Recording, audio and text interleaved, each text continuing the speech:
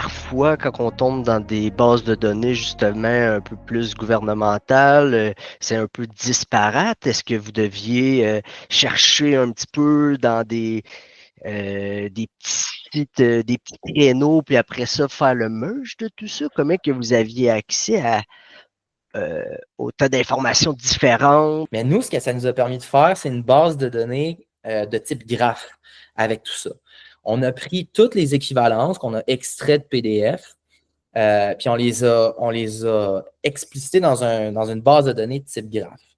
Euh, pour ceux qui nous écoutent, qui ne savent peut-être pas ce que c'est une base de données de type graphe, c'est un type de base de données qui a des particularités vraiment utiles pour pouvoir faire des choses qui sont pas impossibles, mais difficiles à faire avec des bases de données plus classiques. Là. Généralement, les bases de données relationnelles SQL.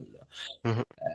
Si je peux l'imager très facilement, là, une base de données relationnelle, c'est comme un Excel, c'est des tables, j'ai des colonnes, j'ai des lignes. Une base de données en graphe, c'est plus similaire à un réseau de concepts. On mettait notre thème au milieu, puis là, on mettait on faisait des liens avec d'autres concepts, puis là, on les mettait en lien entre eux autres pour faire un réseau de concepts, dans le fond. Là. Est-ce que ça ressemble un petit peu, ça me fait penser un petit peu au mind map? Est-ce que ce serait Ouais, un petit exact, peu c'est ça, un mind map. C'est un mind map, dans le fond, un réseau de concepts, c'est OK, le OK, terme. OK.